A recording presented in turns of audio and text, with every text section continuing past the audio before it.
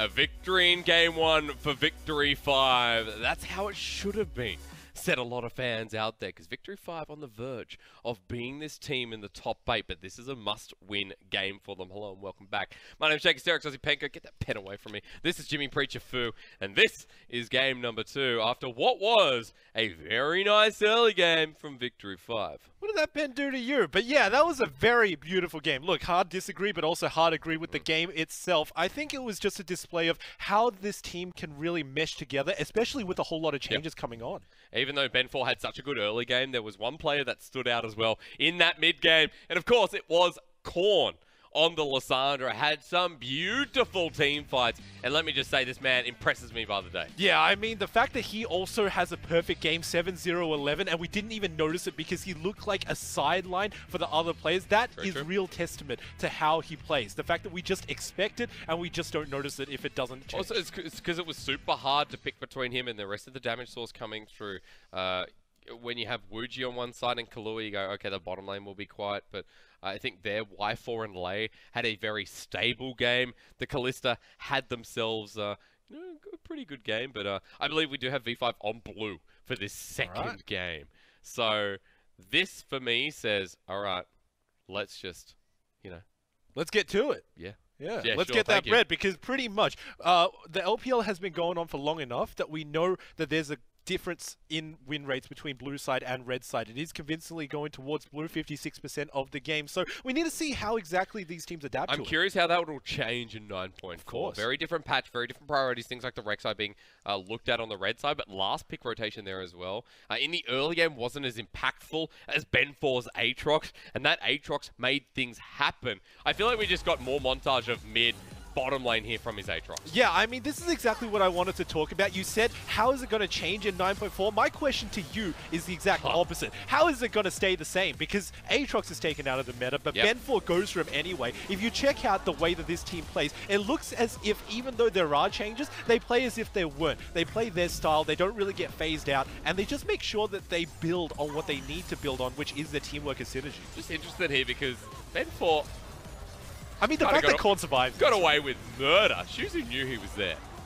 Yeah, that was a little bit crazy. And even the extra kill at the very end there, that's just disrespect.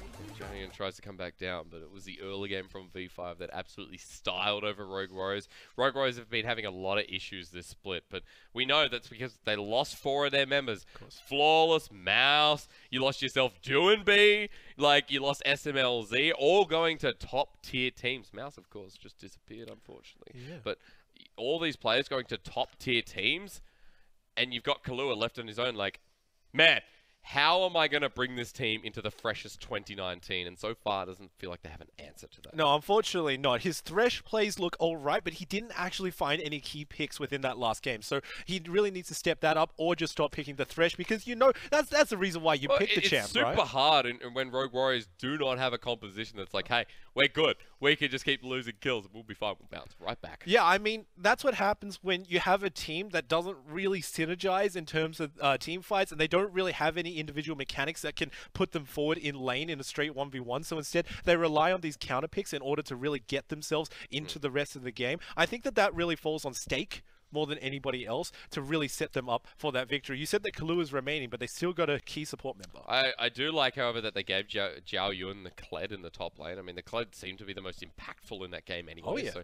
if there's anything to look at and go, all right, cool.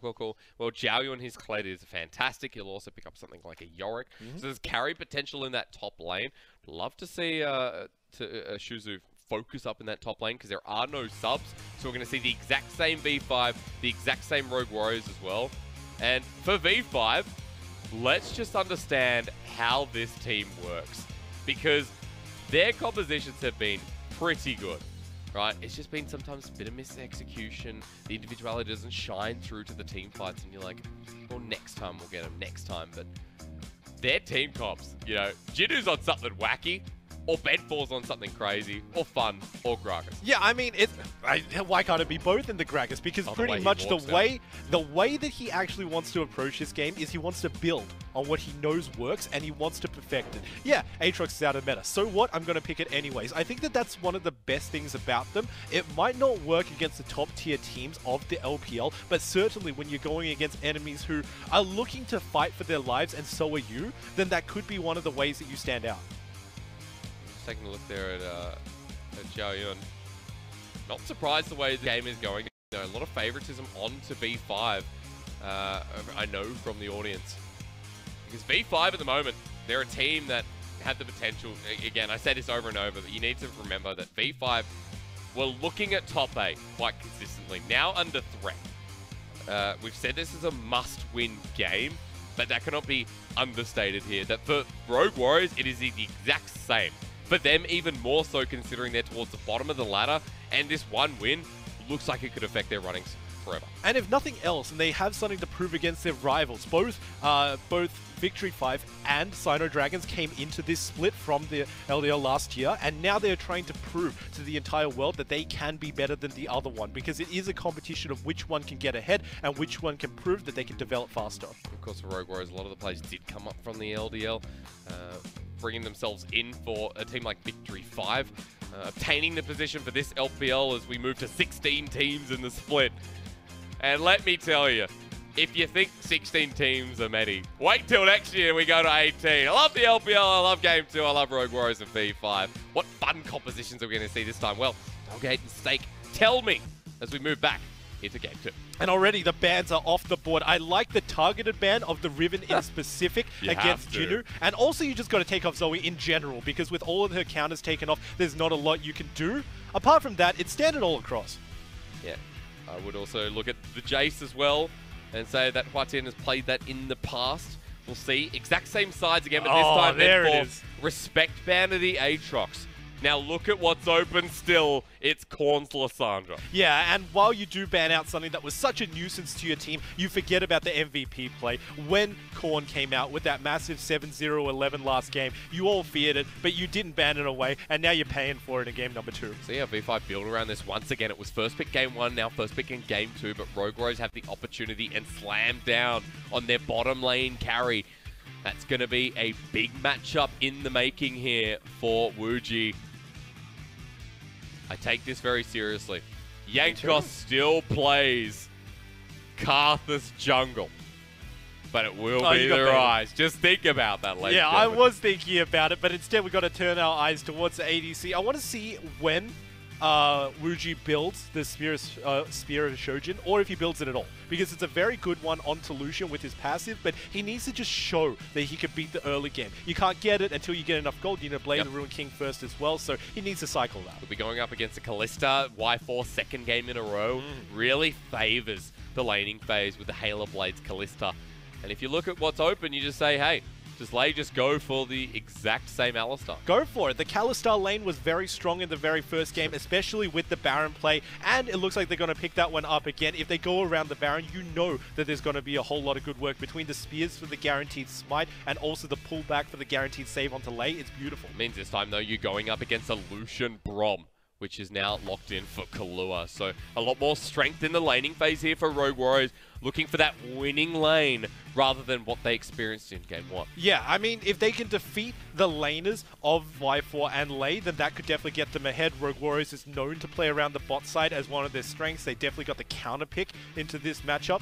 I think that it should be very easy for them to do so before Y4 gets his boots, because he doesn't dash a very long distance, and a Kalista who's stunned doesn't do too much. I still like the changes, though, from Rogue Warriors. The AD carries were banned to oblivion in that second ban phase, so now there's a different priority here in Game 2, and the midi-meta continues to shape here in this series, with now the junglers being banned away. The Nocturne here for Ben 4. You'd have to argue that with his Gragas open, that's too much of a threat, considering you already banned Aatrox. Look, my biggest question that I have for this is, do you take the hover seriously? Do you respect the fact that Rogue Warriors can potentially pick up the Karthus for their team composition to round it out? And more importantly, when will they do it? Will they either do it after this, or will they do it last? Will they do it at all? I mean, you listen to me, Bridge. I'm so sorry. That's my fault. Because honestly, if Rogue Warriors pick up Karthus here, I still will be surprised. But hang on, you know, never mind. It's not out of this. We'll get there. Yeah, we'll get there eventually. Another huge pick that is yet to be banned away is the Renekton in the top lane. Both of these two teams have not picked their top laners yet, so that is a very big possibility. Yeah, Renekton's really risen in priority in this match. With the Kled off the board, targeted towards ZhaoYun, Xuzhu wants to have another crack at playing Rek'Sai. Yeah, I mean, we just saw the successes of the Rek'Sai last game. It wasn't really Xuzhu's fault that his team fell behind. It was pretty much Ben4's proactivity. So if he picks up this Rek'Sai again, I hope to see him just use his tremor senses. It will be him picking it up, that's for sure. V5, then pick up the Irelia. HuaTian, it's been shifted to the other foot, but that could be a Jinoo Irelia topside, which is more than likely. What are we going to see in the jungle? Please pick No. But it's Jarvan instead. All right, still like this here from Ben4. Yeah, you get denied away. But over on the other side, come on, the Croc is still alive. And more than likely, he's got the Spear, but another champion who works very well with Spear. We're seeing him hovered right now, and they do, of course, need a late game in order to ensure that they have a carry. Further than that, going into the Irelia, you know what that top lane matchup is, and it's locked in. ZhaoYun continues to play the carry. And I want to see him succeed. Let's see how far this goes. It's Irelia and Jax into the top side of the map.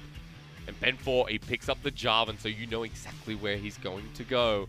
Remember that bottom lane. 5 minutes in. Consistency is key here for V5's jungle. And as far as laners go, I think that Jax will have a very good time into the Irelia because Irelia doesn't output too much damage early on, and by the time that she does, Jax will be able to just dodge it all out, make sure that she gets stunned up, and there's not a lot of disengage either, so there's no real window in which Jinoo can engage unless Ben4 is joining him. Yeah, once you're all the way into Jax, he'll press Counter-Strike, you won't move anywhere, and you will find yourself in a predicament. But Irelia vs Jax not the only exciting matchup. We once again see the Rek'Sai going into the Jarvan.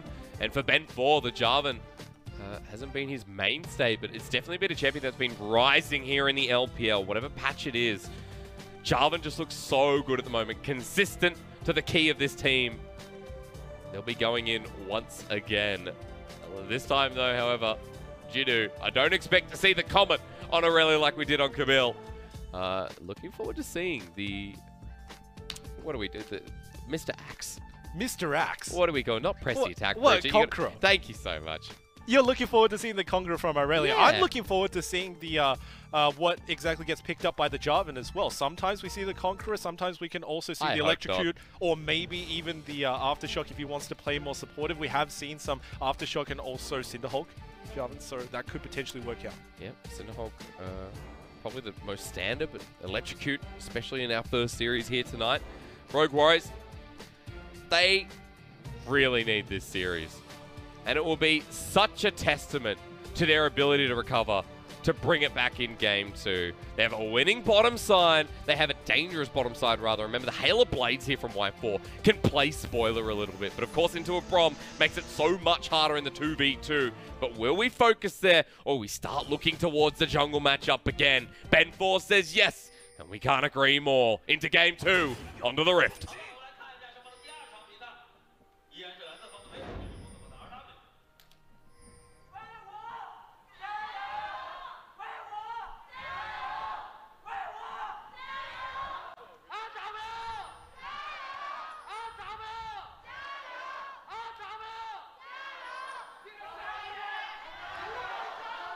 Yeah, alright, you guys calm down over there. Not too sure what you're doing in the audience. I like how the JD manager has swapped sides, former manager I should say, and is now the RW shot caller. Well, when I say shot caller, you know I mean voice. Yeah. So he has their vocal cords, because right now he's pretty much tearing out just for them. He needs to be.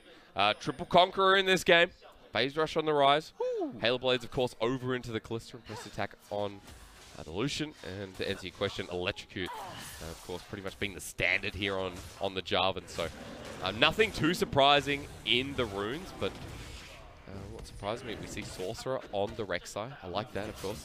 Yep, and I'm not too surprised about any of this, but one thing that I like is the fact that there are double Aftershocks coming out for V5. It means that they're going to have a very beefy front line. Even if Korn is going to build full damage, it means that he can at least tank a whole bunch of hits away from HuaTian and also ZWuji. It also means that the extra threat that's provided from a Lissandra who just does not die will be a little bit too much for Rogue Warriors to deal with if they clump together. We saw ourselves a Comet back on the Lissandra, courtesy of Rookie.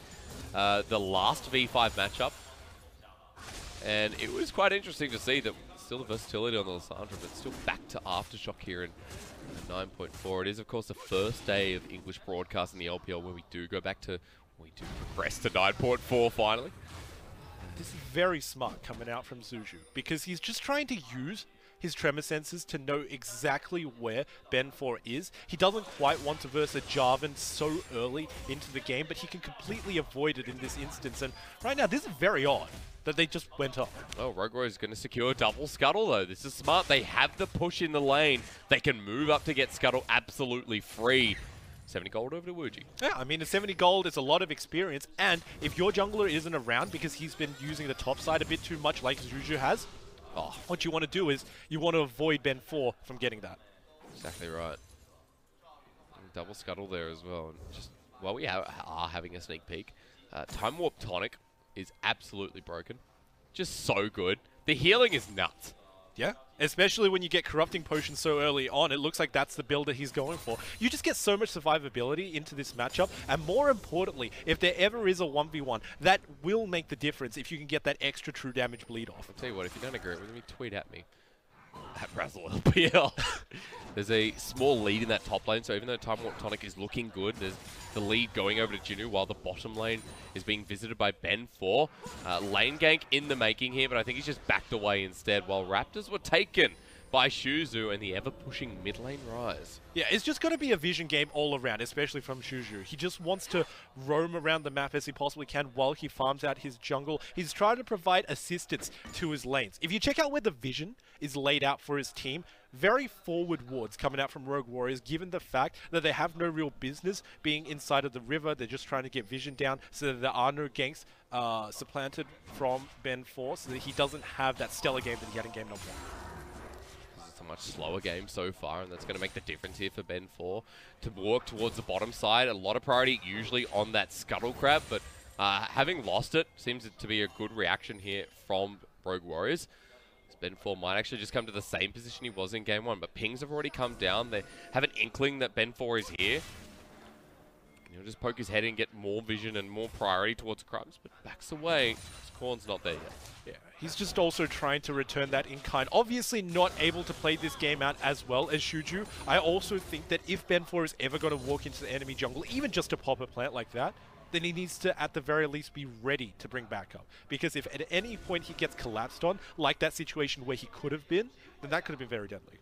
Could have been. She's now down in the bottom lane. Gets spotted out by that Poro. Which is pretty easily done here from V5. Y4 in lane. Won't really have to do anything in this lane apart from just wait for the push to come back. You can see that Scuttle priority again here from Xuzhu as it respawns. Maybe is he just positioning? Is there even a Scuttle there? Yeah, there should be. Yeah, there is. Yeah, so he's trying to pick that one down because the extra vision, once again, helps his team as much as possible. It really is just up to the vision to determine how this early game is going to go. There's already control ward that was laid down by V5 in the top side, so we got to watch out for how these junglers spoil the enemy, because right now what they're effectively doing is they're laying down this vision and they're telling their laners to back off, but they're not making any proactive plays using that knowledge. They're playing spoiler right now. It's Xuzhu who's winning in that game. He's got pretty much the same CS here, but is playing the Rek'Sai early game to a much better fruition. Ben4 is ahead by just a little bit of a margin, but absorbs some of that mid lane experience. As Corn is now level 6 and won't matter too much, but Ben4 with that early control ward is able to get to the top side of the map. But what is he going to do with it? It's been such a slow early game, but Corn and Ben4 want to speed this up. Yeah, they're looking to get a 3-man dive down onto ZhaoYun and his Counter-Strike. Oh, no. Here we go. He was thinking about leaving, but it's too late. Flag, drag, sad. B5 strike burst. And the flash ultimate is exactly what you want to see starting that one out, Hysterics. In order to stop him from jumping to one of the minions, you lock him down until there are no minions that can get him out to safety. And by that time, you've got so much damage. Such a big wave that runs into the turret, and he wants it. You can taste the gold dissipating. Will teleport to get some of it back, but there's still going to be a lead for Jinoo.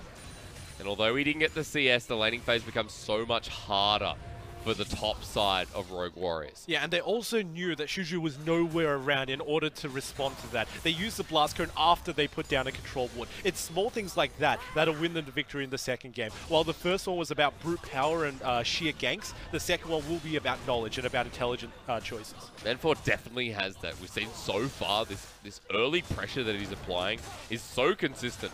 5-6 minute games. And the fact that he can play both of those two styles, that's testament to this player. So even if he doesn't pick up MVP in the second game, we still need to give huge acknowledgement to the fact that this team cannot revolve without him. Interesting to see his versatility on champions as well. It's just not the Aatrox, it's how this band plays.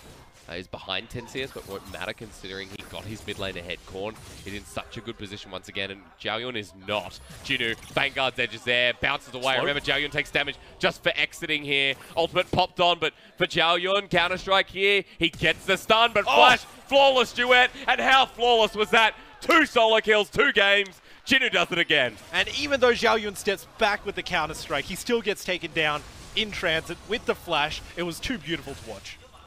This is the response, though, from Rogue Warriors. Although they're losing the top side and losing it fast, they're going to go for the invade, get red as a 4-man unit, and leave. But V5, they're collapsing on this. And yeah, here's Lei. Lei looks for the headman pulverize. He finds 2. For Y4 still chasing this up, gets the stun down. It's Killua. The door goes up, but Ben4 and Corner coming in. The flag, Cataclysm on 3. Ben4 in the backline. Y4's already rendered 1. We're fighting in the exact same place again, Preacher. And V5 know how to do it, when to do it, where to do it, and apparently that's all they need to do it. V5, they spring the trap. They did it in game number 1. And once again, the repeat. You got to say to Rogue Warriors, why are you falling for this? You know for certain that if you go in with 4 members taking that red, that's too much in terms of resources. Somebody's going to get caught out, and as it turns out, it was more than you wanted. And look at what the hero of that play was. Early mobility boots from Lei. The Alistar pick is so good in the LPL, it makes me go home at night, cry into a pillow, and moo like a cow. With this game so early on, getting a gold lead, V5, 2K, Mountain Drake, and another elemental coming up in Infernal. Let's watch again. Yeah, I mean, quite frankly, he was just bullying out his opposition over here. He goes in with the headbutt, although he gets thrown in for a second knockup, which is enough for his team to catch up, combined with Ben4 locking everybody down. And after that, it's pretty much just Y4 taking all the credit with the damage. Yeah, 2 kills early on for the Kalista. Almost Blade of the Ruin King picked up. And this is what Rogue Warriors are resorting to with such an early gold deficit and Infernal coming up next. They need bottom side priority and fast. Y4 and Lei can potentially still get out of this, but no fates called, no unbreakable will, so maybe this looks a bit harder than it should be. Yeah, they have decent knowledge that they're not being spotted out over here, but there's no real impetus for V4 to walk forward past the point of no return. So while this is a good gank, it's relying on them to go beyond their means. Lei's like, I know. He definitely knows. Drops a ward down. Great timing from the support of V5.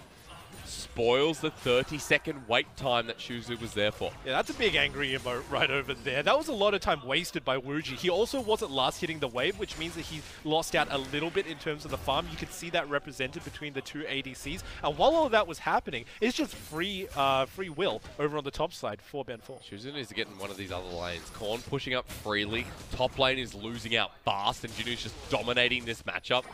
That kill has set him up for success. Even further on, and the Rift Herald's going down too.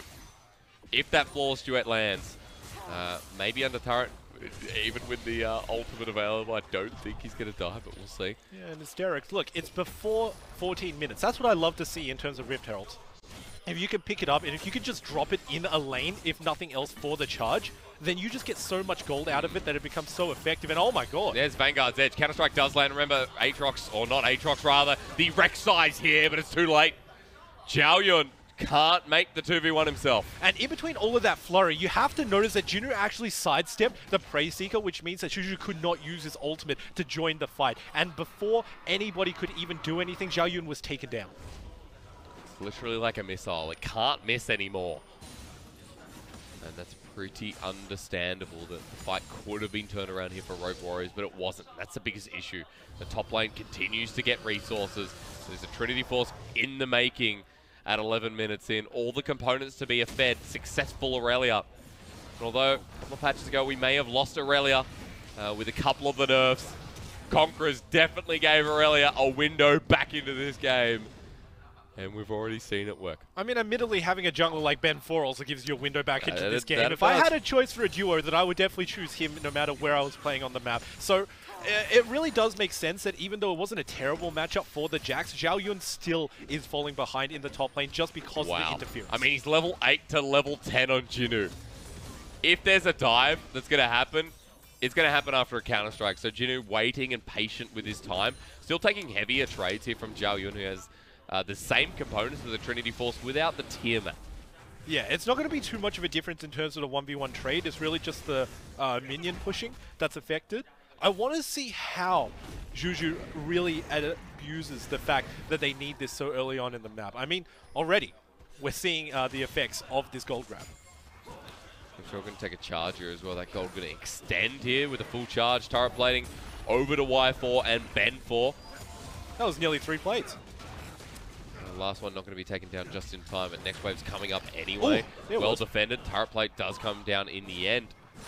Big hard push here. See if Rogue Warriors stick around. Yeah, I don't really think that they can under their turret because they know that Xuzhu is not around.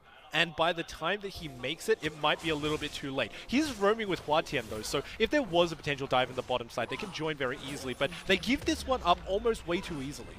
Considering that HuaTian has himself the Archangels, now join some of these fights, but waiting for that to stack up completely.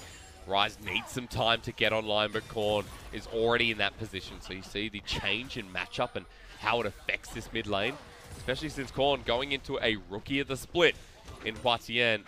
A big skill difference again, much like this top lane. This is scary for the opponents of V5 coming up very soon because they've displayed that they can play 2 styles right now. The first one is very fast and very heavy in terms of ganks and also team fights, and the second one is slow, calculated, and choking. They use vision, and they also use intelligent ganks to make sure that, first of all, they don't get caught out, and second of all, they catch their enemies out. Yeah, that's exactly what they want to do. Ben4 hanging around the side here, control war to be contested, but not by Rogue Warriors for any standard.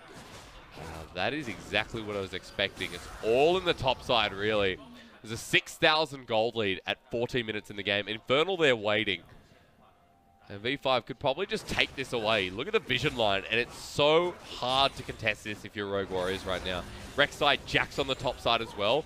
But V5 have other understandings right now. Pick up the mid lane wave, put some pressure on, and then go for this dragon. And you know that you're straight up having a bad time if your top laner needs your jungle to constantly hold his hand just to make sure that he can last hit with relative safety. But as soon as Jinoo comes back into this lane, I expect that ZhaoYun would either leave out of respect or have a very tough time fighting. Well, both top laners do have teleport. Rend with Smite is going to be quite easy to secure, but when does it come through? The flash here from Lei, discussing with 4 members now as Khorne jumps in as well, locks down with the Frozen Tomb, Cataclysm as well. These easy team fight compositions for V5 as here comes the top lane, Irelia, just locks him down with the Vanguard's Edge, and ZhaoYun stuck in the middle of nowhere. Lei's already picked himself up, his 80 carry rather, a triple kill, and they're looking for more. Y4, quadra kill there on Kalista, and 601 feels darn good on the Green Lady. Get out of there. That was such a good play coming out from the ADC, and more importantly, in that fight, ZhaoYun teleported before Jinoo, but Jinoo still had a bigger impact in the fight. How is that possible? Because the combination of Y4 and Lei managed to keep the Kalista alive and managed to give her all the lead that she needed.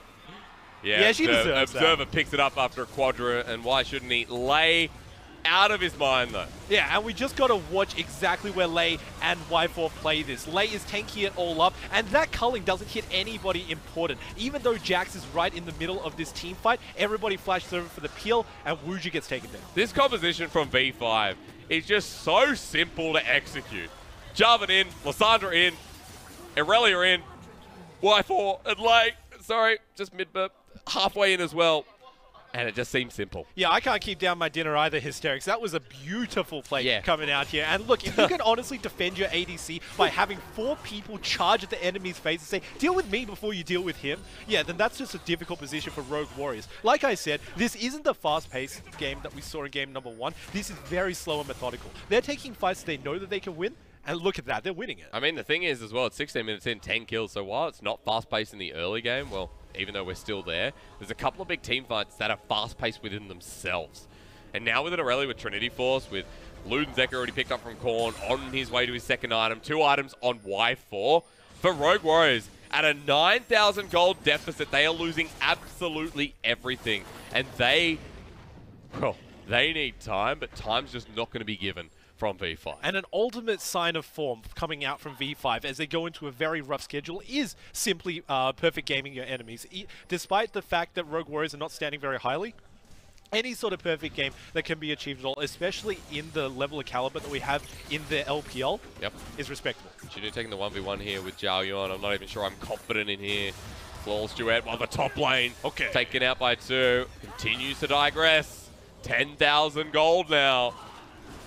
This is not stopping. Red buff going to go over 2. V5 continue to push up, and because ZhaoYun was forced out in the bottom lane, Jinoo has the push, has the pressure, and continue to lose things here for Rogue Warriors at 18 minutes up. There's not even a Baron to make this faster. You know what this looks like, Hysterics? This isn't a replay of game number 1 because obviously it's slower and more calculated, but it looks like a montage of game number 1 where they do the similar plays, but they don't make any of the mistakes that they made. And in turn, they are just getting so much for themselves that cannot be counted. Rogue Warriors can't defend the inhibitor turret. It goes down as well. 11,000 now the lead.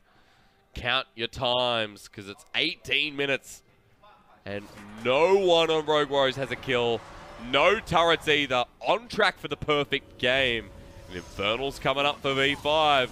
They do not look weak in the knees here. In fact, for V5, this will cement them going forward that they're still a team to beat. I don't use this term lightly, but I think that this is a bonkers game. V5 are about on the path to perfect game Rogue Warriors. I think that pretty much what this signifies is that they've learned all of their weaknesses from the first game. They're not making mistakes or positional errors where they can get caught out by the side of Rogue Warriors, and they acknowledge the fact that their front line is key to absolutely dismantling the enemy, who, if you get something like a culling down onto people who tank it up, then it doesn't do a whole lot.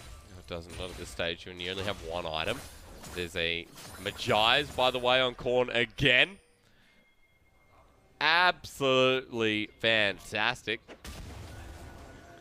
I mean, this is what you love to see. I mean, at this point, you're like, rightio, well, Khorne's feeling good. Why wouldn't you? Look at Jinoo. He's asleep. Yeah, pretty much this is just a perfect game tracker alert. We'll just tell you if it's not actually a perfect game, but it looks very difficult for V5 to lose this one out. ZhaoYun wants to play spoiler. I mean, having said that, I think ZhaoYun, can he 1v1 this out of the Hex deck? Doing it. Rather the ultimate there from Jinoo. Yes, he can. ZhaoYun can't. Conquerors comes in, let me just say that. And it's better for Jinoo here. Trinity Force versus Trinity Force. Unfortunately for ZhaoYun, just too close. Yeah, that's what happens when a 0-4 goes against a 2-0-3. It kind of looks as if the Irelia is just too far ahead, although it was the perfect timing coming out from ZhaoYun. He couldn't have played it any better. I just don't think he should have gone for the play. Doesn't matter. You got to do something at this point for Rogue Warriors. They need to make something happen. Baron is up. Infernal coming up there as well. And Rogue Warriors progressing towards that Baron, but look at the double split here. Jinoo is pushing out in the open while Khorne hides away, waiting for someone to respond to him. Yeah, this is just V5 sending a huge message across to their opponents that are about to come up. They're up against some fairly tough competition, especially TOP is one of the hardest. Here's a collapse. This is a Realm Warp though. Khorne goes in. He's got 1v3 to deal with now. 2v3 as Jinoo's ready to jump back in. Xuzhu here as well. Vanguard's edge. Is it available? Not this time as everyone's jumping in. It's Ben4 on the backside. They find themselves another tasty Jax as well. Killua can't handle this as well. Flawless duet onto Killua again. The culling. Can it burst out anyone? ZWuji seems to think so, but he's wrong.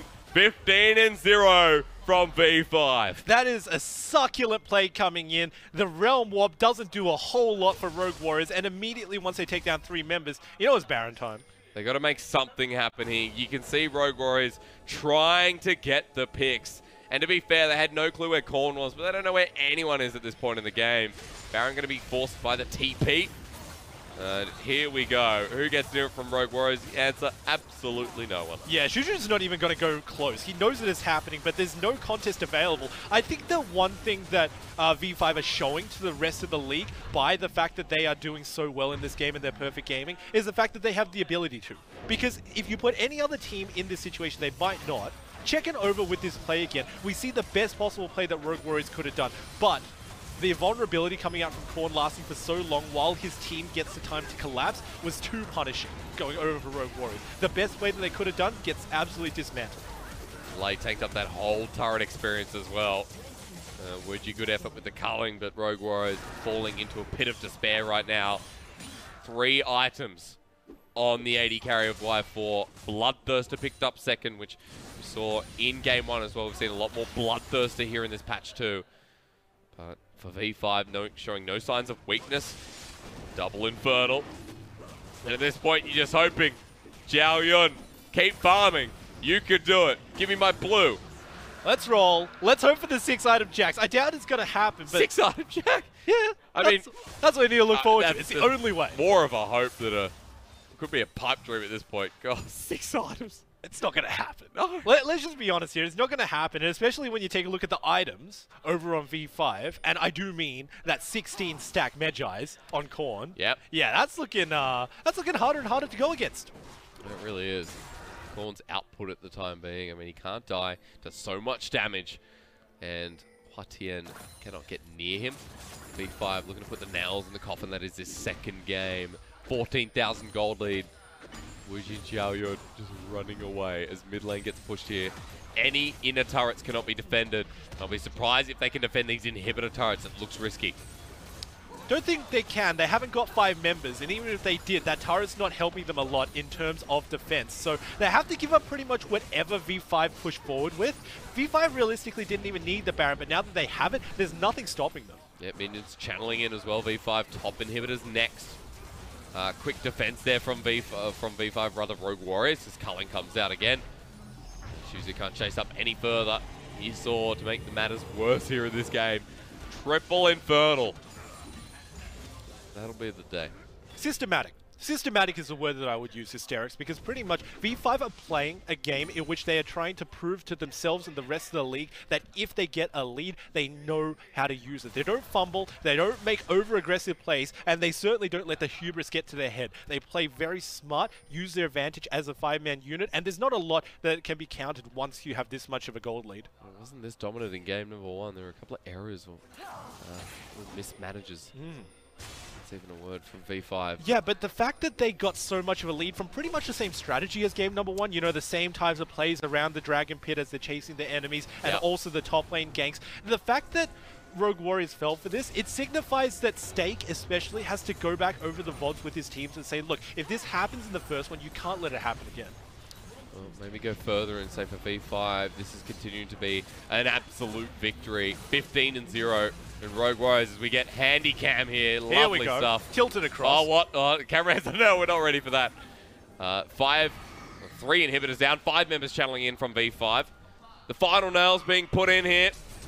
And with Baron buff, the engage there from lane. 3-man knock-up, Cataclysm coming in as well. Looks too easy here for V5. And Rogue Warriors, try as they might, so far behind. 18-0, the flash forward to disturb it. No turrets, no kills. HuaTian is number 19. Will they get ZhaoYun, or will they get the perfect game in 25 minutes? V5 slaughter, if there ever was a slaughter, over Rogue Warriors. And we get the perfect 360 cam because that was an absolutely perfect and dominating game from V5. Take a look at that. Not a member dying, not a turret falling, and not a single Dragon or Baron given over. V5 just come into the series red hot. Good recovery here from IG. But for Rogue Warriors, this is really, really rough. And if you're wondering what I just said, of course, against IG from V5, turning the tides of their split. V5 still potential that they get into that top 8 playoff position. And this series is what counted. This series had true meaning behind it. Yeah, I mean, the fact that they tightened all of their screws from the first game without deviating from their initial play style, doing the same plays that won them the very first game, it means that they know how to tighten up every single mistake that they make. It means that they know how to review their VODs in between games when you only have about 3 minutes before you have to get back onto stage, and they just look like a completely revitalized team. This is scary if you have V5 in your sights for the near future. Scary if you're versing if you're versing Jinoo again. I mean, they have similarities. I mean, Jinoo and Zoom, both great top laners in their own regards. Jinoo got a solo kill in each game. Yeah, that was pretty crazy. Which is absolutely insane. So, props go out to Jinoo, especially since in the past couple of series, it's been back and forth. There's been Riven games that you're like, yeah, good Jinoo, but more or less getting soloed out. And it's hard because this is a mismatch of a team. It is? This is a mixed match, sorry. The team matched together fine. But you look at those names and you say, all right, they're coming from all over the place. But they still look good. Yeah, they just look so beautiful. I think that it was a very good play coming out from Ben 4. He facilitated his teams once again. But if you check out the damage charts, I mean, that really speaks for itself. The fact that Jinoo had all of that free time in the side lane against ZhaoYun.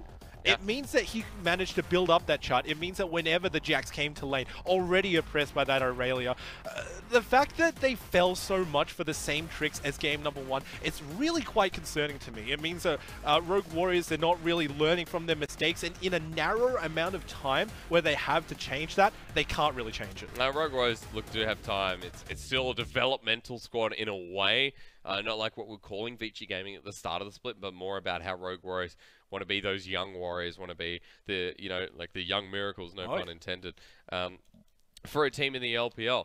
And it's a transitional period, but there are some good players on Rogue Warriors. It's just a shame that they didn't get to kind of show us what they're made of here. I think it would have to be communication and also the coaching staff. If they manage to tighten all of that up, then they should be able to look slightly better, because you can learn from these mistakes. The early ganks are easy to avoid. Like, if I gave you this, right? Like, give me a high five, right? Up high.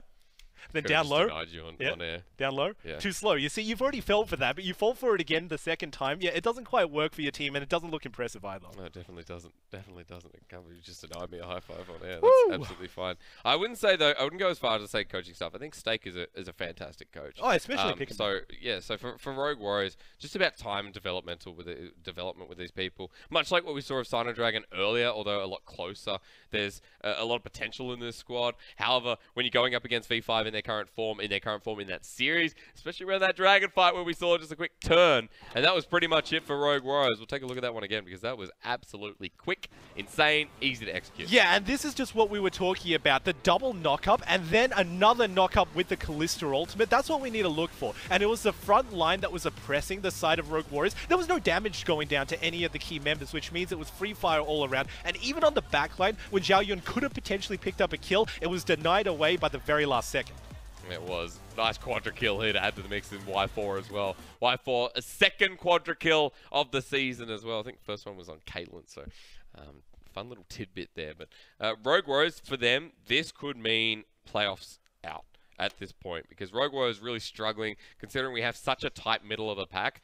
That was a must-win as much as it was for V5. Yeah, I mean, they had the signs to potentially win the very first game, but as soon as it went downhill, it looks as if their mentality couldn't really recover. In the second game, you saw they got perfect game. That must really hit them, if nothing else, go into the future sets. Yeah, it definitely would, especially since now we look at Rogue Warriors and we say, okay, they can play spoiler. Let's see what the final standings are and what they can actually do. It was a perfect game as well. Got full confirmation. No dragons, no turrets, no kills.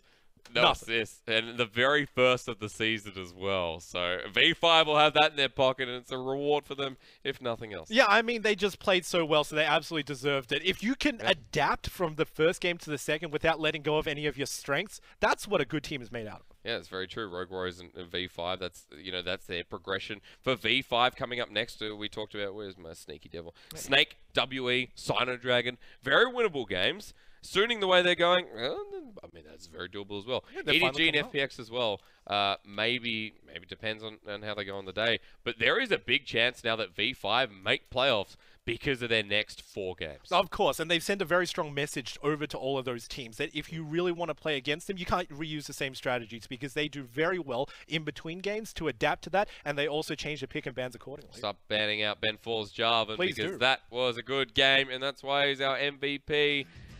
Yet, Korn got it in game 1. I think this one was very well deserved. Yeah, of course. And game number 1, it was contended between Ben 4 and Korn, but I'm glad that he finally gets pointed out for all of his hard work. Even though he didn't do the majority of the hard lifting in terms of the damage, he certainly did in terms of all of the team fights, being the frontliner, being the CC. I think Ben 4 is super underrated as a jungler. He has such a good early game, and I'm curious to see where this jungler develops. This is his return after coming back from IMA in 2017, so good to see Ben 4 on this liner of star-studded stars, I guess. Star-studded stars. Yeah, we'll end it with that one. But I think that these players are just meshing so well together, and that's a really scary thing for all of their schedule opponents. Yeah, it is. V5 got a long way to go, but this is a very good start. However, coming up next, BLG taking on Suning. A bit of a break for you, but we'll be right back soon.